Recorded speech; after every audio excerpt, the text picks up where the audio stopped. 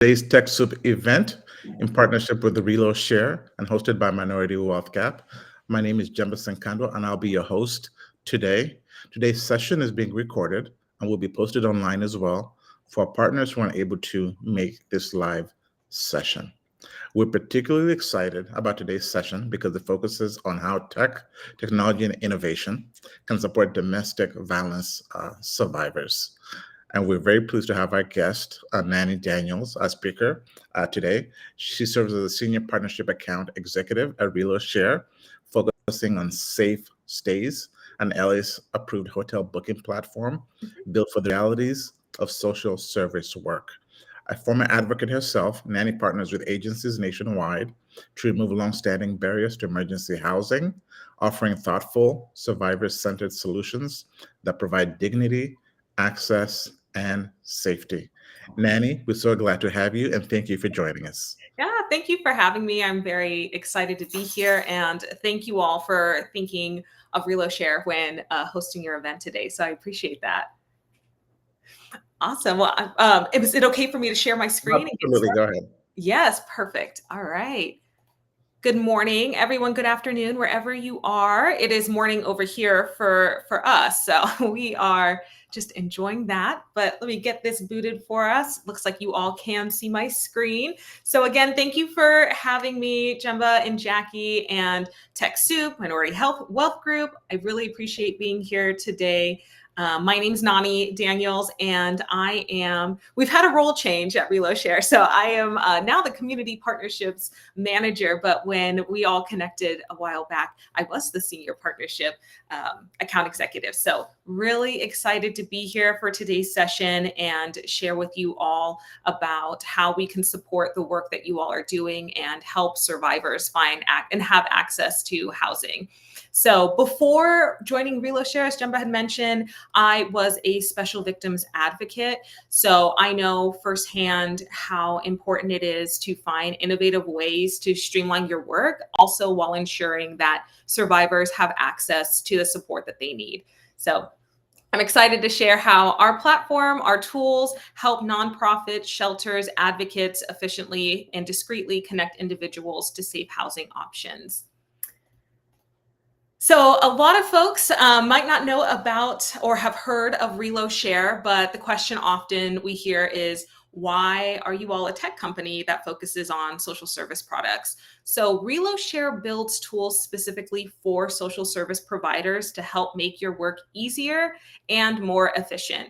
So many of us on the team come from direct service backgrounds. And as advocates, social workers, we all managed and have managed very large caseloads. And I know from experience that there's just never enough time or resources. So when I was an advocate, I had a wish list of tools that I wish I had that could have made my work easier. And that's exactly what Reloshare aims to do. So we are solution focused, and our goal is to take one less thing off your plate so you can focus more fully on supporting your clients, and most importantly, ensuring that the people that you serve have a safe place to sleep. So we have two products and two platforms, tools, which are Safe Stays and The Grove. And they create a continuum of care model for clients in need of housing. So both use a tech facilitated approach to streamline emergency housing requests, shelter management, and referrals. So our product, The Grove, is a tool that offers a user-friendly interface where social service providers can search for available shelters and refer clients to beds in real time. And Safe Stays is our critical safety net where maybe shelters are at full capacity, or maybe it can be used standalone or integrated with the Grove, and it guarantees immediate accommodation options while respecting privacy and security of the clients by using hotels as an option. The Grove is Pretty new for our team. We launched it this year, which is really exciting, and we're all super excited about it. It has several feature designs to help advocates find the right fit for those that they're serving. So we have specialized filters that let you locate shelters that meet a client-specific need. So maybe someone doesn't qualify for one shelter program. The Grove can help identify other shelters that do fit the client's needs.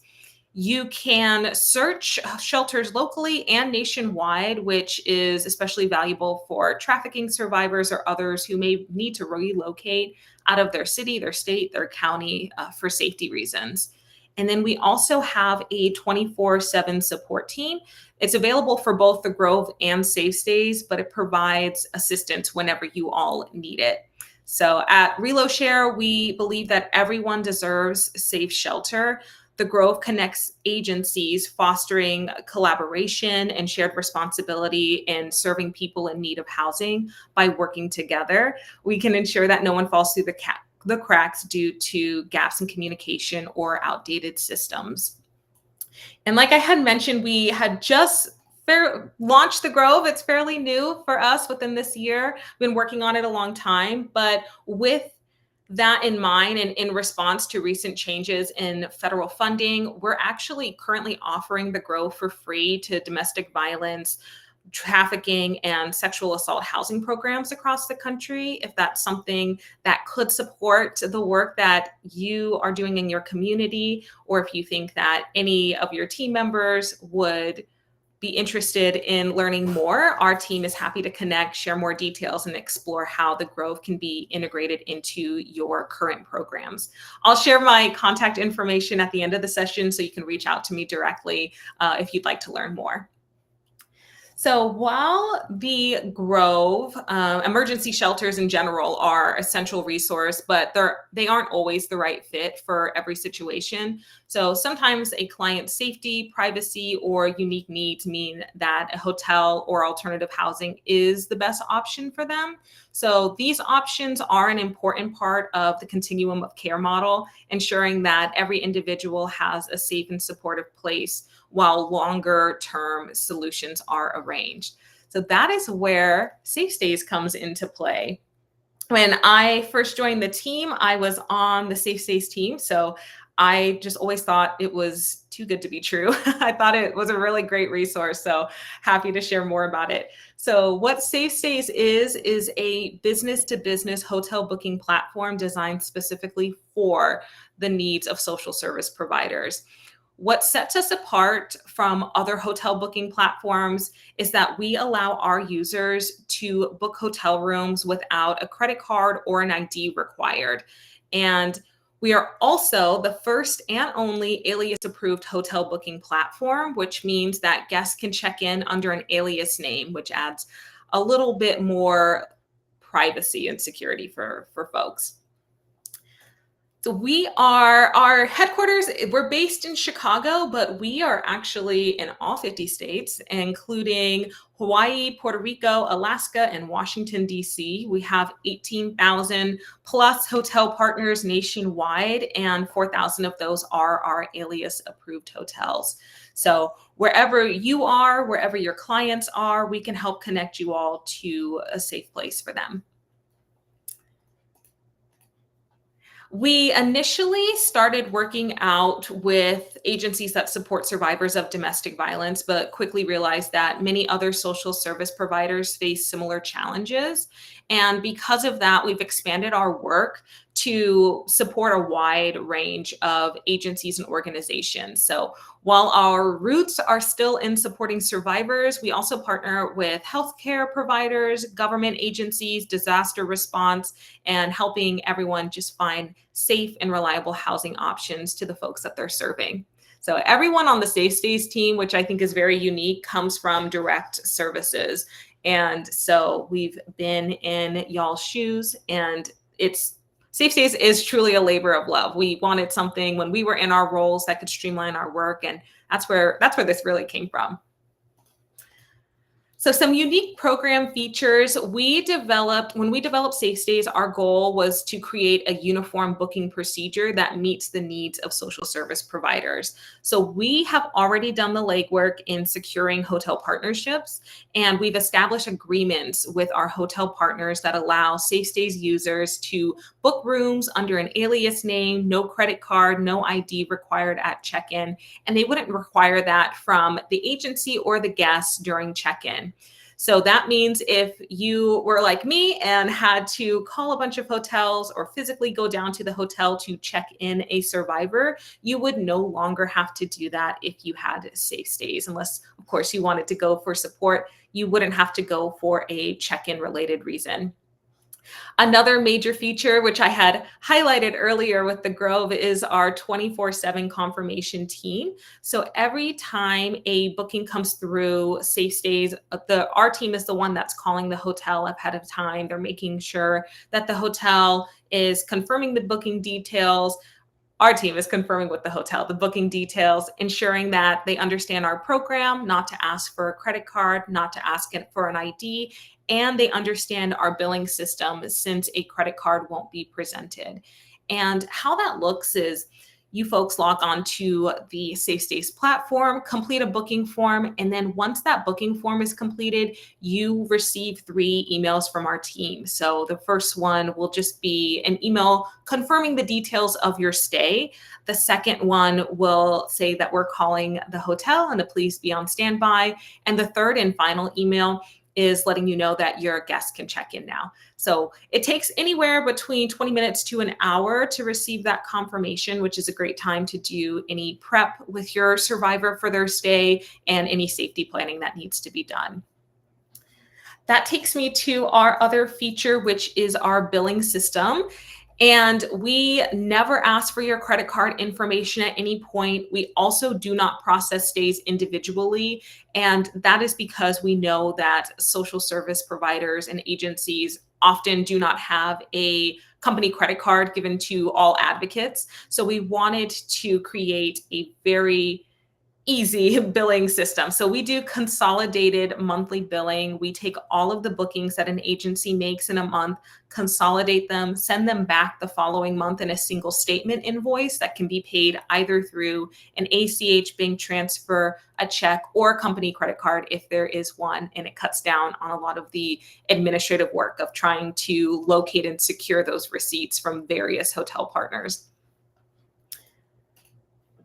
So I want to highlight that Safe Stays is 100% free to use. There's no annual membership fee. There's no minimum booking requirement. You only pay for the stays that you book and any associated taxes and fees with the booking. So the fees that you could potentially see would be pet fees for a non-service animal.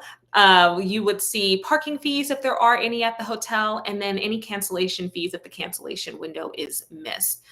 But that also takes me to damages, and oftentimes agencies are responsible for damages, but I don't want, and we don't want, the fear of potential damages to be a barrier to providing safe housing. So we have launched Safe Stays Plus, which is an enhanced protection program designed to give agencies peace of mind. So Safe Stays Plus covers a range of potential damages during a stay, so linen damages, smoking-related damages, and then additional cleaning fees. And it is offered as a all-inclusive rate, and the protection cost is already included in the booking. So making the billing process straightforward with no additional breakdowns. Here is a general overview of how Safe Stays works. When an agency has a survivor or a client in need of housing, they log on to the Safe Stays platform and then search a hotel that meets the client's specific needs.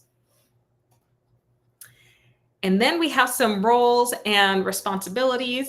What agencies do, Oh, it's a two-parter there. There we go. What agencies do is exactly what they do now. That includes doing a proper intake to understand your client's needs, ensuring that they have a point of contact throughout the duration of their stay, being proactive and making sure that the hotel is prepared to meet the client's needs. Is there a public transportation nearby? Is there a grocery store that's nearby that they may need? And just keeping us informed if anything changes with the stay or if any issues arise with the stay. And that takes me to our role over here at Safe Stays.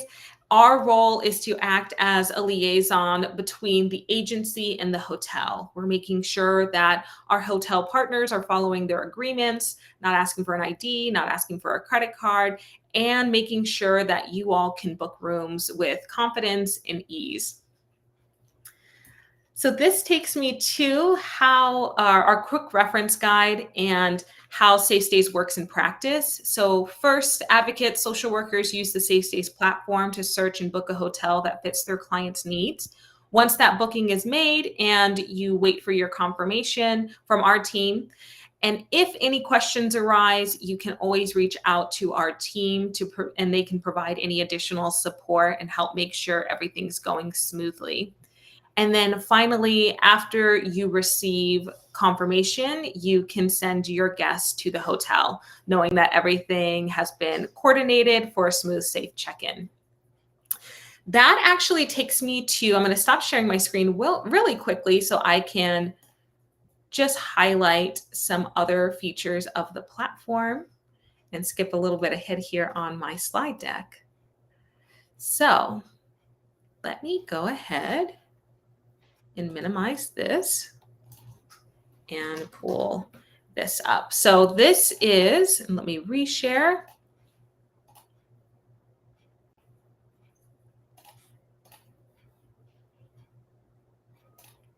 Okay, sorry, it's popping me up to a different screen here.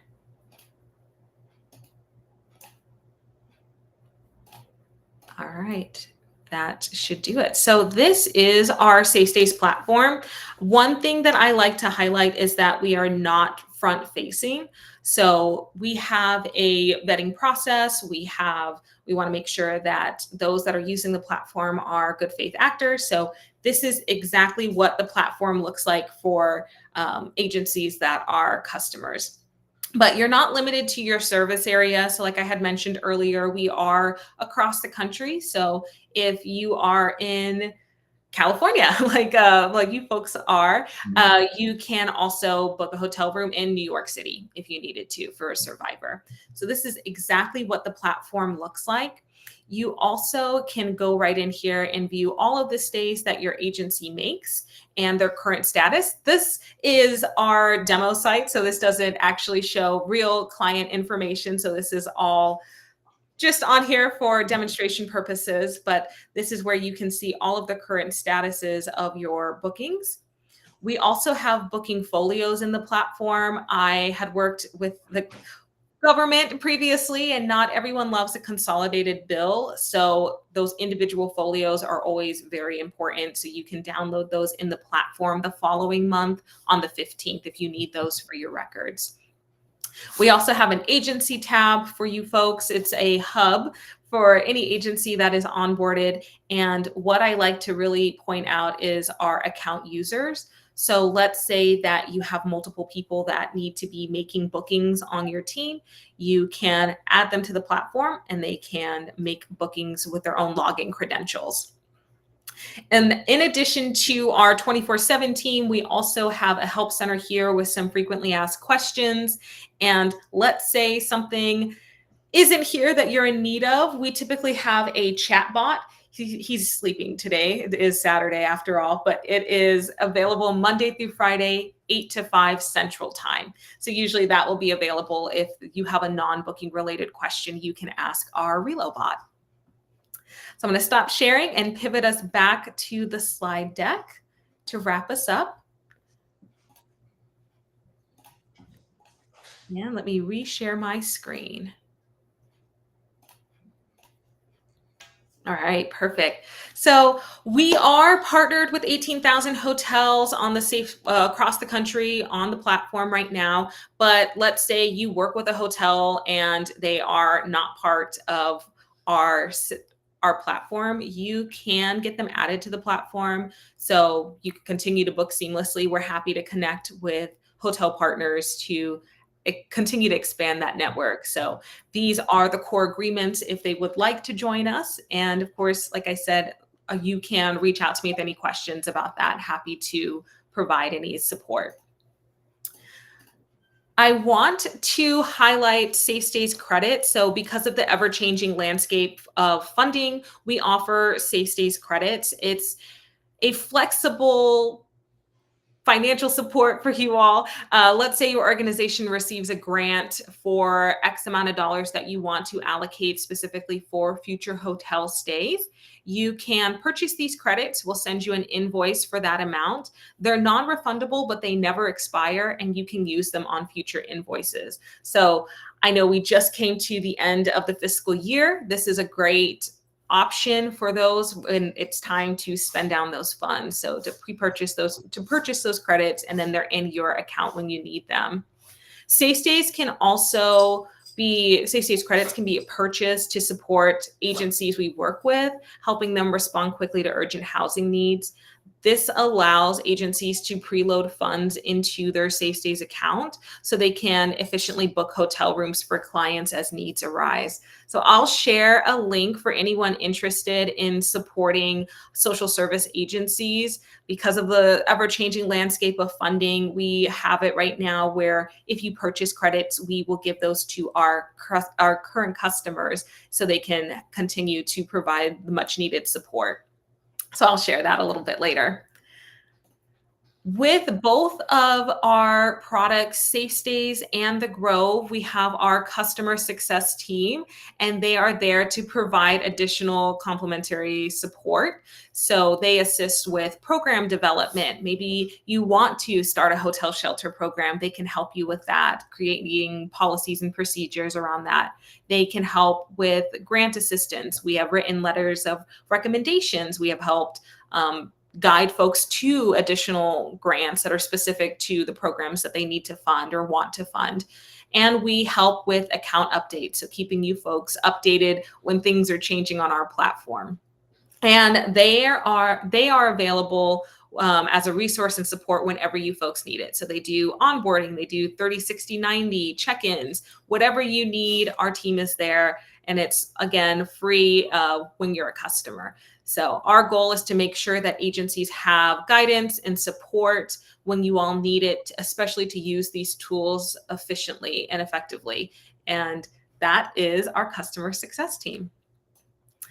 This is for folks that may be interested in signing up. While Safe Stays is free to use, we do have a simple application and vetting process to ensure safety. So all we need from agencies that are interested in joining are their agency address, W-9 form, company EIN, and then the contact information of whoever would be initiating the account. So I do have a QR code in the corner. If you're interested, it will take you straight to our application.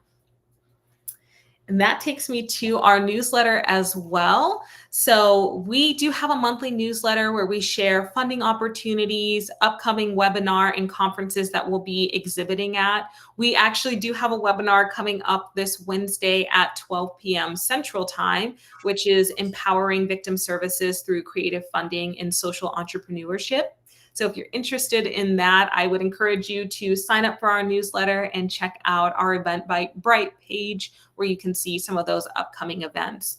So that QR code's also in the corner for you all. If you're interested, you can sign up and stay up to date.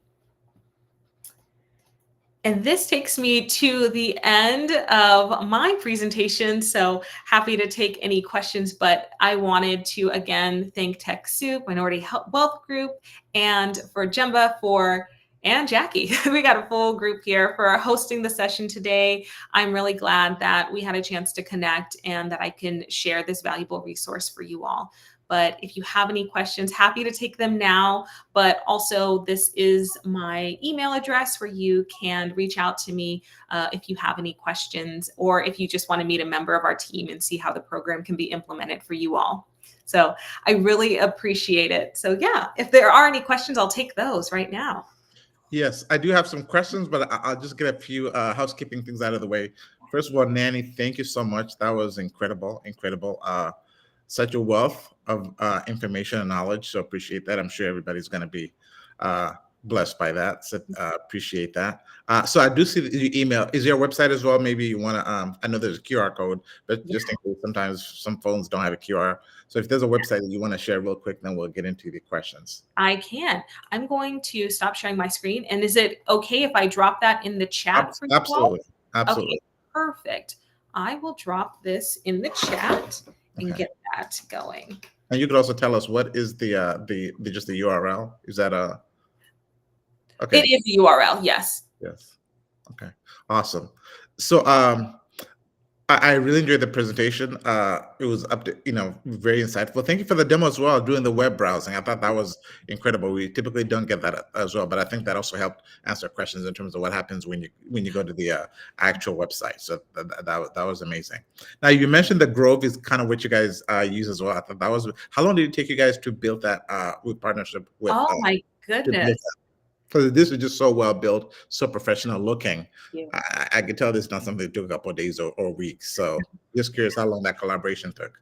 Yeah. Oh my goodness. I think that took, oh my goodness. I have been here. I just celebrated my 2 years, and we started, and it was before that, before I even Wow. came onto the team. So yeah, it's been a labor of love, a long time coming. And yeah, we're just really excited. So I would say probably over 2 years. I am not surprised just when I saw the quality of that. And that's something I'll be checking out too as well as after our call. So amazing work. One of the thing that I picked up, I know you had mentioned like you're in 5 states, Hawaii, Puerto Rico, DC, and a couple of states, but I wanted to make sure, I know you mentioned it, but just to reemphasize so that make sure everybody's on the same page, that even though it's those 5 states, this is available open to everyone. Yes, Nationwide. yes. We are nationwide, wherever you are, wherever your survivor needs to be, we can help find housing for you folks. Yes. Okay, awesome. All right, so I do have other questions as well, and I'll just get to them. All right, so the first one is, what are some of the common barriers victims face when trying to access safe shelter, and how can communities or organizations help reduce these barriers? Yeah, I would say, speaking from like my previous roles and also just being in the work now, the biggest barrier is, especially with hotels, needing an ID, needing a credit card. There are times where if someone is fleeing an abuser, they just might not have their documentation with them. And so that is a huge obstacle, trying to navigate. And you can't go far without having some type of identification with you, let alone funds. So I would say that is the biggest barrier that we see. Yeah. And I'm sorry, your second part of your question was? Now, how can communities or organizations help reduce these barriers? Yeah, I think reducing the barriers would be having to find innovative ways the work that we're doing, right? So when I was an advocate, when I was a social worker prior to coming to the team, there are things that are just daily policies and procedures. And just because I live by the motto of, just because something has been done one way does not mean that it needs to continue that way. So we can continue to be innovative and find ways to meet agencies where they're at, meet folks where they're at. And that's really important. So I think it is just finding creative ways, communicating with one another, and I would say also networking. So there are, even being connected with you folks is great, and it gets the word out, and it lets people know that there are resources available that can support their work.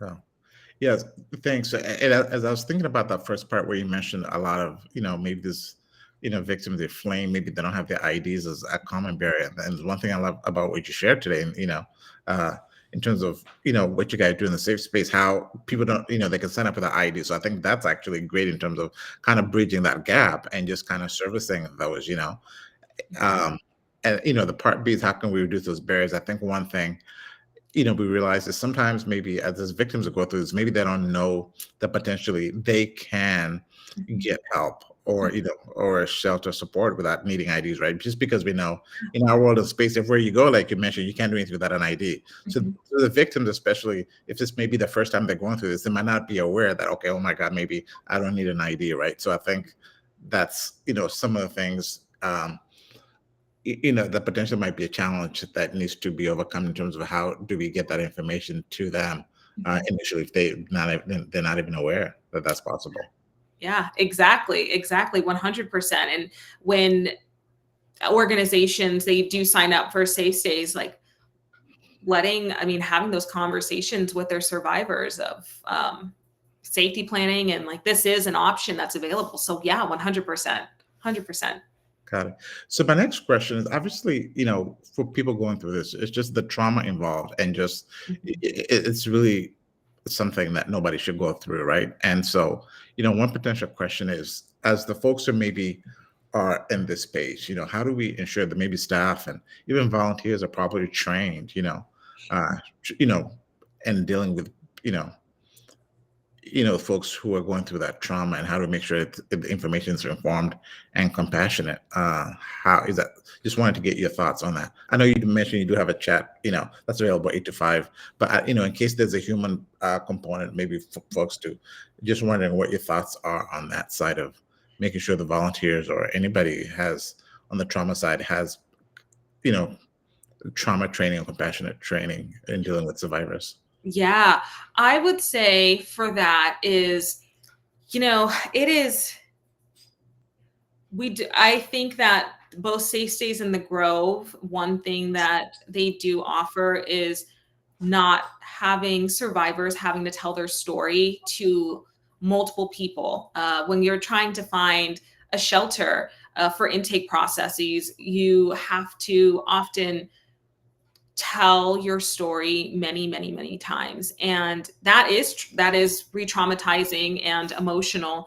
And so with Safe Stays and the Grove, it it doesn't require that. We are able to get you what you need without having to re-traumatize the survivor, essentially. So I think that that itself does that.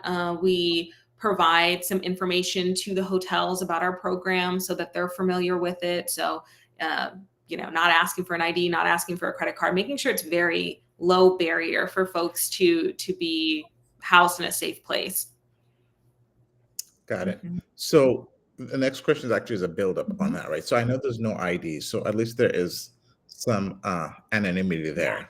Sometimes maybe victims might not know, but I'm just curious, what measures should shelters take to maintain that safety and the privacy and the confidentiality, right? So them, in case somebody comes in and says, maybe I don't have to give an ID now, Mhm. but is something going to be requested on the back end by regulatory agencies, state agencies, government agencies? Mhm. How do you guys assure there's victims that your privacy Mhm. is not just on the front end when you're signing up, but it's something that's going to be maintained and held? How do you Yeah. guys deal with those fears and concerns? Because as you know, Mhm. tons of victims kind of remain in the shadows and not come forth because they're concerned of potential retribution if it's known that they're even coming out. So how do Yeah. you, besides just the initial privacy and the intake, how do you Mhm. guys, uh, you know, make sure that that privacy is sustained and maintained? Yeah. So if let's say that someone does do an alias booking and the guest does go to the hotel and they ask for an ID, if they do ask for an ID or a credit card, we ask that the survivor contact their point of contact at that agency. So then that individual can send a request into our platform. So we have a button on there that contacts our 24/7 team, and it says maybe an issue reported is that they asked for an ID.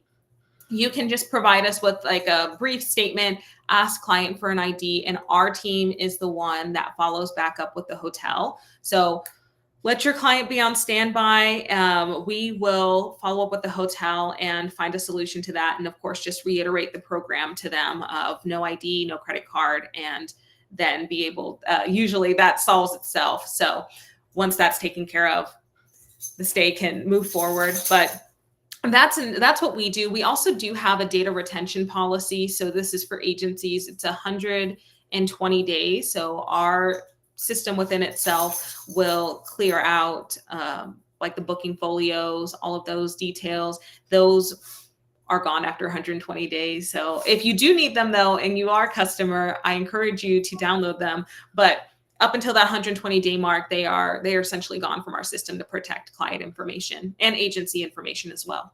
No, so I did not know that. So I just learned something new as I've been doing since you started talking. So the 120 days, that is remarkable. So there's no something where somebody's going to break in 6 months and get some information. It's going to be poof and gone. Yeah, correct. Yeah. And or think like if maybe you've been a customer with us from the beginning of 3 years, 4 years of all that information, no, it's gone after 120 days. That's awesome. That's awesome. All right, 2 more questions. All right, so beyond providing the immediate shelter, right? What programs or partnerships are most effective in helping victims rebuild their independence and stability, right? Because we know the initial piece is an initial thing, kind of getting from this trauma and getting from this terrible situation. But obviously, in terms of the rebuilding and long-term and projection, what kind of partnerships or programs do you think are most effective in helping victims? That's a great question. This actually takes me back to school. My undergraduate degree is in psychology. So I always think about like the Maslow's hierarchy of needs, right? And always see that visual triangle. And so first and foremost is like safety and shelter. But beyond that, I would say that agencies or resources that are valuable beyond like basic needs, I would say is like there's short-term housing, but then there's long-term housing. I would say some type of stability. So whether that be like therapeutic is 100% valuable. Therapeutic agencies, therapy agencies, also ones that can help with independence for like financial independence, literacy, like those are really important ones as well. And I would say also parenting groups are very important, and just also a sense of community. I think that just having therapists, parent educators, having financial support, literacy programs are very valuable long-term for a survivor. All right. And that makes sense. So essentially, a community on some level, we're starting out for family and community is something that so survivors don't have to feel like they're just on their own, right? Maybe just the initial getting away from the situation. But I think that makes sense that in the long term, the kind of rebuilding and just kind of carrying on, that network of family and relatives or community is helpful in terms of helping ramping up to a new life. All right, so last question.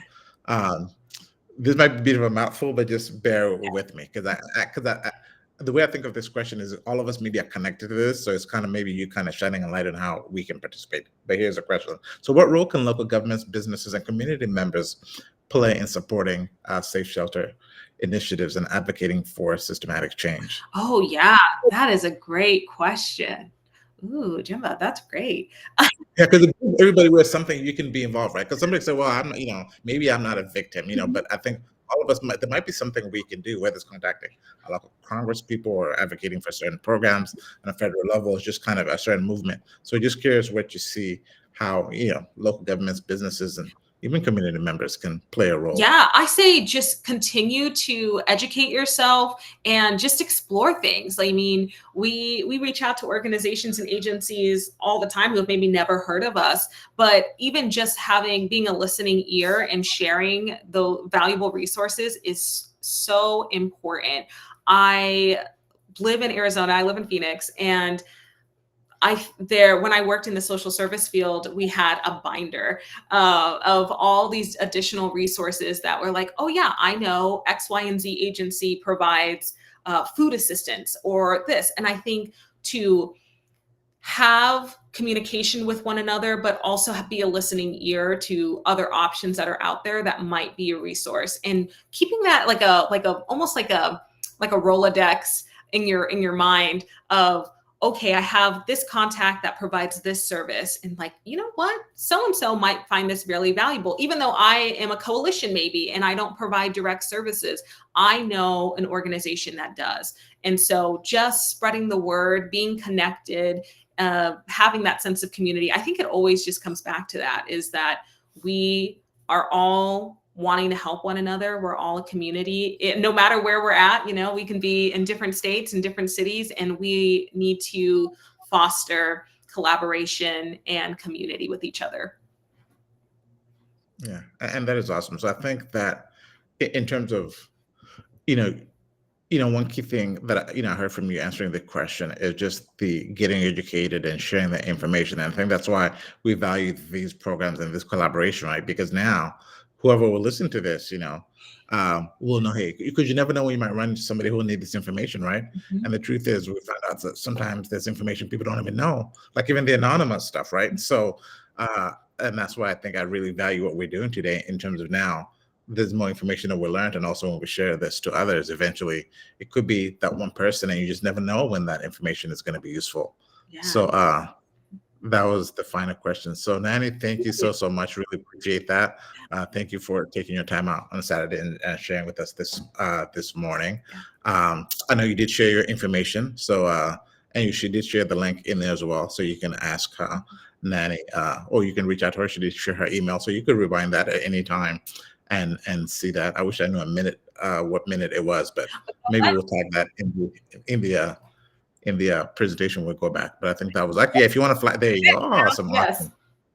So yep, and Daniel's at reloshare.com. So feel free to reach out to her as well. Now, on that note, I think we also have an event actually coming up, and I'll just kind of share this event here. Let me do that here. Related to this, and actually this is something we're really excited about. We do have I think it's loading up here. We do have an event November 15th. It's actually a fundraiser. The focus is actually domestic violence. I'm really excited to be able to share this and help be a part of this, be a solution as well. So that's November 15th. Feel free to reach out to us. That's actually hosted by our organization. All right. So without any further ado, I'll just wrap this up. But once again, thank you so much, Nanny, and everybody else for joining us, and all those who see this later. And talk to you guys later. Have a great day. Thanks. Bye. Bye-bye.